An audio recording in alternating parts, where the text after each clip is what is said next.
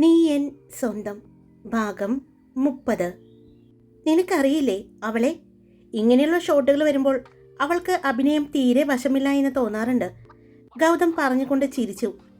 എന്നാൽ ശ്രീദേവ് ദക്ഷയുടെ മുഖത്തേക്കാണ് നോക്കിയത്. പിന്നെ അവളുടെ കയ്യിലിരിക്കുന്ന ചോക്ലേറ്റിലേക്കും. ചോക്ലേറ്റിന്റെ പകുതി അവൾ കടിച്ചെടുത്തിട്ടുണ്ട് എന്ന് മനസ്സിലായതും അവളുടെ അടുത്തേക്ക് വന്നു. ഇതെവിടുന്നാ? ശ്രീദേവ് ചോദിച്ചു. ഞാൻ കൊടുത്തതാ, എൻ്റെ ഫ്രണ്ട് കൊണ്ടുവന്നതാണ്. നല്ലതാണ്, ഒരു പ്രത്യേക ടേസ്റ്റാണ് ഇതിന്. ഗൗതം പറഞ്ഞതും അയ്യോ, ഇനി എൻ്റെ കയ്യിലില്ലല്ലോ, ബാഗിലാണ്, ഞാൻ എടുത്തുകൊണ്ടുവരാൻ പറയാം എന്ന് പറഞ്ഞ് ഗൗതം അസിസ്റ്റന്റിന്റെ അടുത്തേക്ക് തിരിഞ്ഞതും ശ്രീദേവ് ദക്ഷയുടെ കയ്യിൽ പിടിച്ച അവൾ കടിച്ച ആ ചോക്ലേറ്റിന്റെ ബാക്കി അവളുടെ കയ്യിൽ നിന്നും വാങ്ങിക്കഴിച്ചു. അപ്പോഴും അവൻ്റെ നോട്ടം അവളുടെ കണ്ണുകളിൽ തന്നെയായിരുന്നു. അതിൽ വല്ലാത്ത ദേഷ്യമുണ്ടെന്ന് ആ സമയം ദക്ഷയ്ക്ക് തോന്നി. എന്നാൽ അവളത് പുച്ഛിച്ച് തള്ളിക്കൊണ്ട് അത് എൻ്റെയാ അവൾ പറഞ്ഞു. അതിന്? ശ്രീദേവ് അല്പം കണത്തിൽ ചോദിച്ചതും അവൾ പിന്നെ ഒന്നും മിണ്ടാനേ പോയില്ല. വീണ്ടും അസിസ്റ്റന്റ് ഡയറക്ടർ വന്ന് ഷോട്ട് റെഡി എന്ന് പറഞ്ഞ് ഗൗതമിനെ വിളിച്ചുകൊണ്ട് പോയി. ഗൗതം പോകുന്നത് നോക്കിക്കൊണ്ട് ദക്ഷ നോക്കിയത് ശ്രീദേവിനെയായിരുന്നു. അവളെ തന്നെ നോക്കി നിൽക്കുന്നത് കണ്ടതും അവൾ ഭാനുവിൻ്റെ കൈ പിടിച്ചുകൊണ്ട് അവിടെ നിന്ന് നടന്നു. പിന്നെ അവർ ചെന്നത് DJ music, water dance, laser ലൈറ്റോട് കൂടിയ ഒരു കോട്ടയിലേക്കാണ്. അവിടെ ദക്ഷയും കൂട്ടുകാരും ശരണ്യയും റോയും ശങ്കറും വിശുവും മാത്രമാണ് ഉണ്ടായിരുന്നത്. അതുകൊണ്ട് തന്നെ അവർ അടിപൊളിയായി അത് എൻജോയ് ചെയ്ത് ഇരിക്കുകയായിരുന്നു. എല്ലാവരും നനഞ്ഞ് മനോഹരമായ ആ പാട്ടുകളിൽ നൃത്തം ചെയ്തുകൊണ്ടിരിക്കുമ്പോൾ പെട്ടെന്ന് ദക്ഷയെ ഒരു കൈ വന്ന് വലിച്ചത്. ആ കൈ വലിച്ച ഒരു മറയിലേക്ക് അവളെ കൊണ്ടുപോയി. അവിടെയും വെള്ളം വീഴുന്നുണ്ട്, പക്ഷേ ലൈറ്റ് ഒട്ടും തന്നെയില്ല. എങ്കിലും അതാരാണെന്ന് അവൾ തിരിച്ചറിഞ്ഞിരുന്നു. അവൻ അവളിലേക്ക് ചേർന്ന് നിന്നുകൊണ്ട് ഭിത്തിയിലേക്ക് ചേർത്ത് നിർത്തി. അവളെയും അവനെയും നനച്ചുകൊണ്ട് ആ വെള്ളം ഒഴുകിക്കൊണ്ടിരുന്നു. അവൾ അവനെ തള്ളിമാറ്റാൻ നോക്കുന്നുണ്ട്. അതിന് സമ്മതിക്കാതെ അവളുടെ 2 കൈകളും ആ ഭിത്തിയിലേക്ക് ചേർത്ത് വെച്ചുകൊണ്ട് അവൻ അവളുടെ മുഖത്തിലേക്ക് അവൻ്റെ മുഖം അടുപ്പിച്ചു. ദക്ഷ കണ്ണുകൾ മുറുക്കി അടച്ചു. ശ്രീദേവിൻ്റെ ചുണ്ടുകൾ ദക്ഷയുടെ ചുണ്ടിലേക്ക് അമർന്നു. ചുണ്ടിൽ നിന്നും അത് നാവിലേക്ക് എത്തിയപ്പോൾ നല്ല മധുരം അവൾക്കറിയാൻ സാധിച്ചു. അവൾ കണ്ണുകൾ തുറന്നു. അവളുടെ മുഖത്തേക്ക്, അവളുടെ കണ്ണുകളിലേക്ക് തന്നെ നോക്കിക്കൊണ്ട് അവൻ ചുംബിക്കുന്നത്. 2 പേരുടെയും കൺപീലികൾ തമ്മിൽ കൂട്ടിമുട്ടി. അപ്പോഴും ശ്രീദേവ് അവൻ്റെ വായിലുള്ള ആ മധുരം അവളിലേക്ക് പകർന്നു കൊടുത്തുകൊണ്ടിരിക്കുകയായിരുന്നു. അവൾ ആ ഉമിനീര് പോലും ഇറക്കാതെ അവൾ പരമാവധി പിടിച്ചു നിൽക്കാൻ ശ്രമിച്ചെങ്കിലും അവൻ്റെ വന്യമായ ആ ചുംബനത്തിലും അവൻ പകർന്നു കൊടുക്കുന്ന ആ മാധുര്യത്തിലും അറിയാതെ അവൾ ഉമിനീരിറക്കിപ്പോയി. ഉമിനീരിലൂടെ ആ മധുരം അവളിലേക്ക് ലയിച്ചു ചേർന്നു. ദീർഘമായ ചുംബനം. പിന്നീട് മധുരം മാറി അവിടെ രക്തത്തിൻ്റെ രുചി അറിഞ്ഞതും അവളുടെ കണ്ണുകൾ ഒന്ന് പിടഞ്ഞു. അതറിഞ്ഞതുപോലെ അവൻ അവളുടെ ചുണ്ടുകളെ പതിയെ, വളരെ പതിയെ മോചിപ്പിച്ചു. നിന്റെ ചോക്ലേറ്റ് ഞാൻ കഴിച്ചു, അതിനിരട്ടിയായി ഞാൻ നിനക്ക് തന്നു. അത് ഞാൻ എടുത്തപ്പോൾ നീ എൻ്റെയാണ് എന്നാണ് എന്നോട് പറഞ്ഞത്. ശരിയാണ്, ആ ചോക്ലേറ്റ് നിൻ്റെ ആയിരുന്നു. പക്ഷേ നീ എൻ്റെയാണ്. നിന്നെ ഞാൻ എൻ്റേതാക്കിയിരിക്കും. അതേ ശ്രീദേവ് നടത്തിയിരിക്കും, അവൻ പറഞ്ഞു. അത് അത് നിങ്ങൾ മാത്രം തീരുമാനിച്ചാൽ മതിയോ? എനിക്ക് ഇഷ്ടമല്ല, അവൾ പറഞ്ഞു. അതെനിക്ക് മനസ്സിലായി, നിനക്കിഷ്ടമല്ല എന്ന്. അത് എന്നെയല്ല, മറ്റൊരു പെണ്ണിനെ ചേർത്ത് പിടിക്കുന്നതും അവളെ പ്രണയത്തോടെ നോക്കുന്നതും അവളോടൊപ്പം അഭിനയിക്കുന്നതും ഒന്നും നിനക്കിഷ്ടപ്പെടുന്നില്ല. അതിനി നിന്റെ ചേച്ചിയാണെങ്കിൽ കൂടി. അപ്പോൾ അതിൽ നിന്നും എനിക്ക് മനസ്സിലാകുന്നുണ്ട് നിനക്ക് ഇഷ്ടമാണ് എന്നെ എന്ന്. അവൻ പറഞ്ഞതും അവളുടെ കണ്ണുകൾ ഒന്ന് പിടഞ്ഞു. അപ്പോഴാണ് ആരുടെയോ സംസാരം കേൾക്കുന്നത്. സംസാരം കേട്ട ഭാഗത്തേക്ക് ശ്രീദേവും ദക്ഷയും നോക്കി. പിന്നെ അവൻ പെട്ടെന്ന് അവളുടെ ഇടുപ്പിലൂടെ പിടിച്ചുകൊണ്ട് അവളെയും കൊണ്ട് കുറച്ച് നീങ്ങി നിന്നു. ഒരു ചെറിയ ബ്ലൂ ലൈറ്റിൻ്റെ വെട്ടം ഉണ്ടായിരുന്നു അവിടെ. എന്നാൽ വെള്ളവും വീഴുന്നുണ്ട്. അത് ഒരു ഗുഹയുടെ ചെറിയ ഉള്ളിലേക്ക് കയറിയ ഭാഗമാണ്. പെട്ടെന്ന് ആരുടെയും നോട്ടം കിട്ടില്ല. ശ്രീദേവ് അവളെ അതിനുള്ളിലേക്ക് ചേർത്ത് നിർത്തി. എന്നിട്ട് അവളിലേക്ക് ചേർന്ന് നിന്നു. ദക്ഷ, ഇത് അഭിനയമാണ്, പ്രണയമല്ല, ജീവിതമല്ല. ഞാൻ ഒരിക്കലും ഒരു പെണ്ണിനെയും ചുംബിച്ചിട്ടില്ല, നിന്നെ അല്ലാതെ. ചുംബനത്തിൻ്റെ രുചി അറിഞ്ഞതും അതിൻ്റെ ഫീലിംഗ് അറിഞ്ഞതും എല്ലാം നിന്നിലൂടെ മാത്രമാണ്. ഇത്രയും മൂവീസ് ഞാൻ ചെയ്തിട്ടുണ്ടെങ്കിലും അതിൽ ചുംബന രംഗങ്ങൾ വന്നിട്ടുണ്ടെങ്കിലും അതൊരിക്കലും ഞാൻ ചെയ്തിട്ടുള്ളതല്ല. അത് നിനക്കറിയാവുന്നതാണ്. ഈ സിനിമയിലുള്ള എല്ലാവർക്കും, സിനിമയെക്കുറിച്ച് അറിയുന്ന എല്ലാവർക്കും അറിയാവുന്നതാണ്. എന്നിട്ടും നിനക്ക് എന്തിനാണ് ഇത്രയും ദേഷ്യം? അതിന് ഒരു കാരണമേ ഉള്ളൂ. ഞാൻ നിനക്ക് മാത്രം അവകാശപ്പെട്ടതാണ് എന്ന നിന്റെ തോന്നൽ. അപ്പോൾ അവിടെ പ്രണയമല്ലാതെ മറ്റെന്താണുള്ളത്? ശ്രീദേവ് ചോദിച്ചു. എനിക്ക് നിങ്ങൾ ആരുടെ ഒപ്പം അഭിനയിച്ചാലും ആർക്ക് കിസ് കൊടുത്താലും ഒന്നും എനിക്ക് പ്രശ്നമൊന്നുമല്ല, പെട്ടെന്ന് അവൾ പറഞ്ഞു. ഉറപ്പാണോ? ഞാൻ ആരെ കിസ് ചെയ്താലും നിനക്ക് പ്രശ്നമല്ല? ശ്രീദേവ് അവളുടെ കണ്ണുകളിൽ നോക്കി ചോദിച്ചു. ഇല്ല എന്ന് പറഞ്ഞില്ലേ? അവൾ അല്പം ദേഷ്യത്തോടെ പറഞ്ഞു. എന്നാ പിടിച്ചോ, എനിക്കിപ്പോൾ കിസ് ചെയ്യാൻ തോന്നുന്നത് നിന്നെയാണ് എന്ന് പറഞ്ഞ് വീണ്ടും അവൻ പൊട്ടിയ അവളുടെ ചുണ്ടുകളിലേക്ക് അവൻ്റെ ചുണ്ടുകൾ ചേർത്തു. മേൽചുണ്ടിനെയും കീഴ്ചുണ്ടിനെയും മാറി മാറി നുണഞ്ഞു. അവളുടെ ആത്മാവ് പറിച്ചെടുക്കുന്ന രീതിയിലുള്ള ആഴത്തിലുള്ള ചുംബനത്തിലേക്ക് അത് വഴിമാറി. തൻ്റെ ശ്വാസം മുഴുവനും അവൻ വലിച്ചെടുക്കുകയാണ് എന്ന് അവൾക്ക് തോന്നി. ആദ്യം അവളുടെ എതിർപ്പുകൾ ഉണ്ടായിരുന്നു. അവൾ അവനെ തടയാനും കൈകൾ കൊണ്ട് തള്ളി മാറ്റാനും എല്ലാം ശ്രമിക്കുന്നുണ്ട്. എന്നാൽ അവൻ അവളിലേക്ക് കൂടുതൽ ചേർന്നു. അവൻ്റെ കൈകൾ അവളുടെ ഷർട്ടിനുള്ളിൽ കൂടി അവളുടെ വയറിലേക്ക് കടന്നു. അവളുടെ മൃദുവായ രണ്ടിടിപ്പിലും അവൻ്റെ കൈകൾ മുറുകി. അവളിൽ നിന്നും ഒരു ഏങ്ങൽ പുറത്തേക്ക് വന്നു. ആ നിമിഷം അവൻ്റെ നാവ് അവളുടെ വായ്ക്കുള്ളിലേക്ക് കടന്നു. അവളുടെ കൈവിരലുകൾ പിച്ചിയും മാന്തിയും എല്ലാം അവനെ വേദനിപ്പിക്കുന്നുണ്ട്. എന്നാൽ അതിനെല്ലാം തടഞ്ഞുകൊണ്ടായിരുന്നു അവൻ്റെ ദീർഘചുംബനം. രണ്ട് ചുണ്ടുകളെയും കടന്ന് പല്ലുകളെയും കടന്ന് അവളുടെ നാവുകളിലേക്ക് അതെത്തി. നാവുകളിൽ നിന്നും അത് അവളുടെ ആത്മാവിലേക്ക് എത്തുന്നതായിരുന്നു. എത്ര നേരം ആ ചുംബനം നീണ്ടു നിന്നു എന്ന് അവൾക്ക് പോലും അറിയുന്നുണ്ടായിരുന്നില്ല. അവൾക്ക് ശ്വാസം മുട്ടുന്നുണ്ടെന്ന് മനസ്സിലായ അവൻ ഇടയ്ക്ക് അവളുടെ നാവിനെ ചുണ്ടിനെയും മോചിപ്പിക്കും. അവൾ ആഞ്ഞ് ശ്വാസം വലിക്കുന്ന ആ നിമിഷം അവൻ വീണ്ടും അവളുടെ ചുണ്ടുകളിലേക്ക് ചേക്കേറും. ദാഹം മാറ്റുന്നത് പോലെയായിരുന്നു അവൻ അവളുടെ ഉമിനീരിനെ പോലും വലിച്ചു കുടിച്ചത്. അത്രയും നേരം അവനെ തള്ളുകയും പിച്ചുകയും മാന്തുകയും ചെയ്ത അവളുടെ കൈകൾ അഴഞ്ഞു.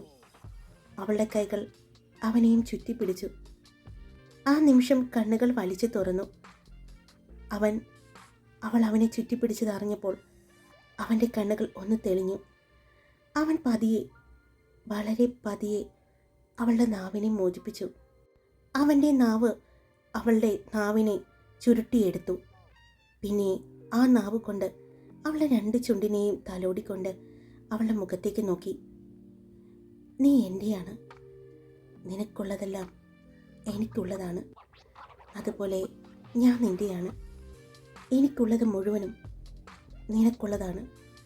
അതുകൊണ്ട് ഇനി എൻ്റേതാണ് നിൻ്റേതാണ് എന്നുള്ള ഒരു വാക്ക് നിൻ്റെ ഈ നാവിൽ നിന്നും വരരുത്. അവളുടെ രണ്ട് കവിളിനെയും കുത്തിപ്പിടിച്ചുകൊണ്ട് അവളുടെ നാക്ക് നോക്കിക്കൊണ്ടാണ് അവൻ പറഞ്ഞത്. അപ്പോഴേക്കും ദക്ഷ തളർന്നിരുന്നു. അത്രയും അവൻ അവളെ തളർത്തിയിരുന്നു. പതിയെ അവളുടെ കവിളിൽ നിന്ന് കൈയെടുത്തുകൊണ്ട് അവിടെയൊന്ന് തലോടി. തളർന്നോ നീ? ഞാൻ സ്നേഹിച്ച് തുടങ്ങിയിട്ടല്ലേ ഉള്ളൂ. അപ്പോഴേക്കും തളർന്നു പോയാൽ എങ്ങനെയാണ്? അവൻ ചോദിച്ചു.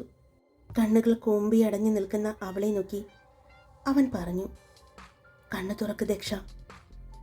അപ്പോഴും കണ്ണു തുറക്കാതെ നിന്ന അവളെ, എന്നാ ഞാൻ തുറപ്പിക്കട്ടെ ഈ കണ്ണുകൾ എന്ന് പറഞ്ഞുകൊണ്ട് അവൻ്റെ ചുണ്ടുകൾ അവളുടെ വലത് കണ്ണിൽ പതിഞ്ഞു. അവിടെ നിന്ന് ചുണ്ടുകൾ എടുത്ത് ഇടത് കണ്ണിലേക്ക് പോകാൻ പോയതും അവൾ കണ്ണുകൾ തുറന്നു. പറ ദക്ഷ, നീ എന്നെ സ്നേഹിക്കുന്നില്ലേ? ശ്രീദേവ് ചോദിച്ചു. ഇല്ല, അവൾ ഇരുഭാഗത്തേക്കും തലനക്കിക്കൊണ്ട് പറഞ്ഞു. ഒട്ടും സ്നേഹിക്കുന്നില്ല? അവൻ വീണ്ടും അവളുടെ ദേഹത്തേക്ക് ചേർന്ന് നിന്നു. പെട്ടെന്ന് ഒരു പിടച്ചിലൂടെ അവൾ കണ്ണുകൾ തുറന്നു. അവൻ്റെ കണ്ണുകളിലേക്ക് നോക്കി.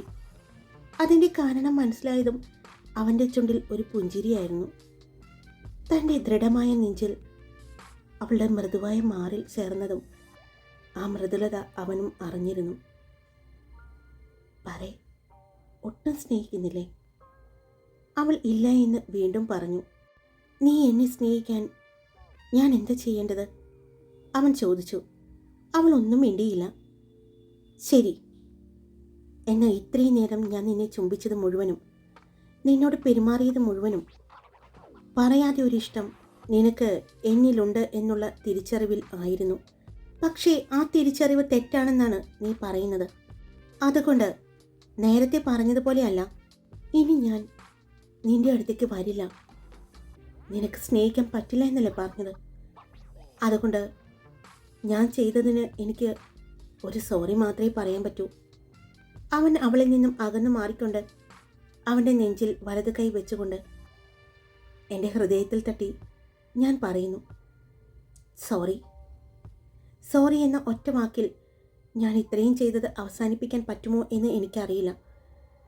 പക്ഷേ എൻ്റെ വിശ്വാസത്തിൻ്റെയും പ്രതീക്ഷകളുടെയും പുറത്ത് മാത്രമാണ് ഞാൻ നിന്നെ അത്രയും ഗാഢമായി ചുംബിച്ചത്. എൻ്റെ ആത്മാവിൽ അലിഞ്ഞുള്ള ഒരു ചുംബനായിരുന്നു. പക്ഷേ ഇനി ആവർത്തിക്കില്ല എന്ന് പറഞ്ഞ് ശ്രീദേവി തിരിഞ്ഞു നടന്നതും ദക്ഷ ഒരു ഞെട്ടലോടെ അവനെ തന്നെ നോക്കി നിന്നു.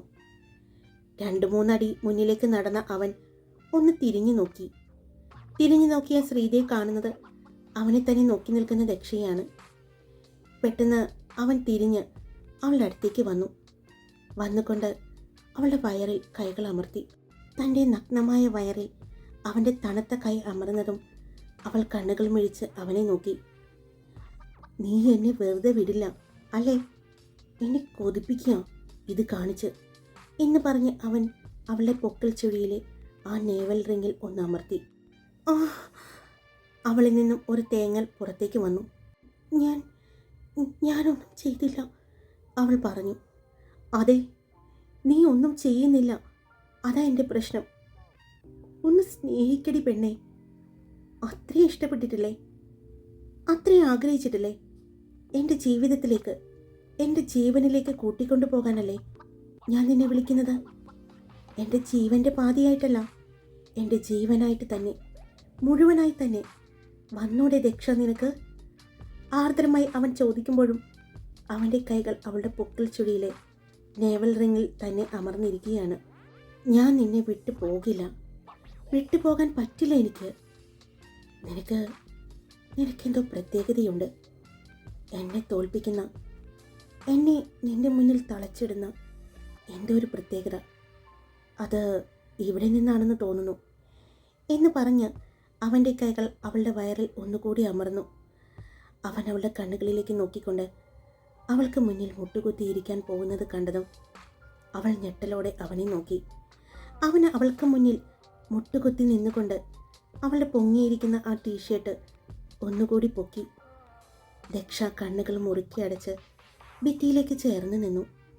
ശ്രീദേവ് അവളുടെ നേവൽ റിങ്ങിലേക്ക് നോക്കി. അത് അത്രയും അടുത്ത് അവൻ ആദ്യമായി അത് കാണുന്നത്. അവൻ മുഖമുയർത്തി അവളെ ഒന്ന് നോക്കി. അപ്പോൾ കണ്ണുകൾ അടച്ച് തല ഭിത്തിയിലേക്ക് ചേർത്ത് വെച്ച് നിൽക്കുന്ന അവളെ കണ്ടതും അവൻ്റെ ചുണ്ടിൽ ഒരു പുഞ്ചിരി വിരിഞ്ഞു.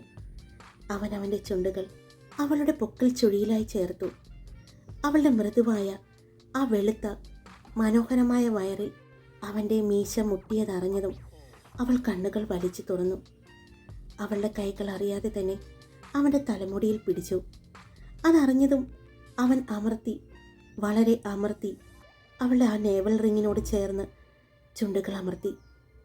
അവളുടെ വയറ് ഉള്ളിലേക്ക് പോകുന്നതും ചുരുങ്ങിപ്പോകുന്നതും തിരിച്ചറിഞ്ഞ അവൻ്റെ വലത് കൈ കൊണ്ട് അവളുടെ വയറിൽ പതിയെ തഴുകി.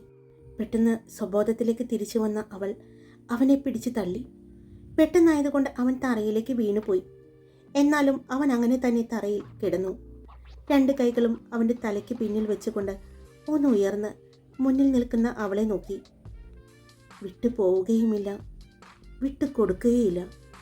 എനിക്ക് കാണണമെന്ന് തോന്നുമ്പോൾ ഞാൻ കാണും. എനിക്ക് എവിടെ വെച്ച് രുചിക്കണമെന്ന് തോന്നുമ്പോൾ ഞാൻ രുചിക്കും. അത്രമാത്രം ഞാൻ നിന്നെ സ്നേഹിക്കുന്നുണ്ട്. നീ എന്നെ സ്നേഹിച്ചാൽ മാത്രം മതി, എന്നെ മാത്രം.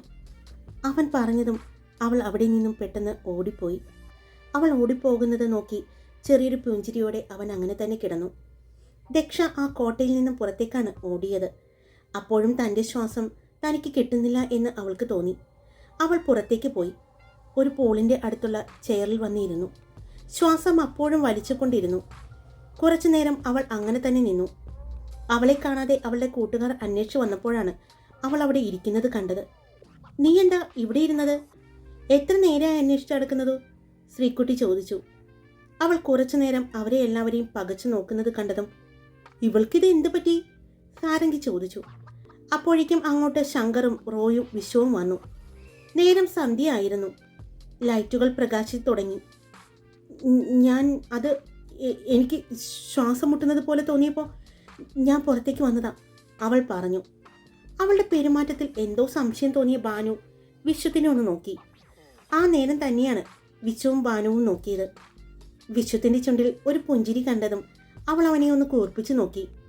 അവൻ പുഞ്ചിരിച്ചുകൊണ്ട് അവൻ്റെ ചുണ്ടിൽ തൊട്ട് കാണിച്ചതും അവൾ ശബ്ദം പുറത്തേക്ക് വരാതെ ചുണ്ടുകൾ അനക്കി നീ പൊടപ്പട്ടി എന്ന് പറഞ്ഞു.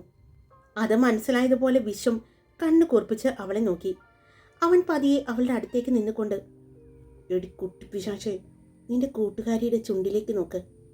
വിശ്വം അവൻ്റെ ചുണ്ടുകൾക്ക് മേൽ കൈകൾ വെച്ചുകൊണ്ട് ആരും കേൾക്കാത്ത രീതിയിൽ പതിയെ പറഞ്ഞതും ബാനു ദക്ഷയുടെ ചുണ്ടിലേക്ക് നോക്കി.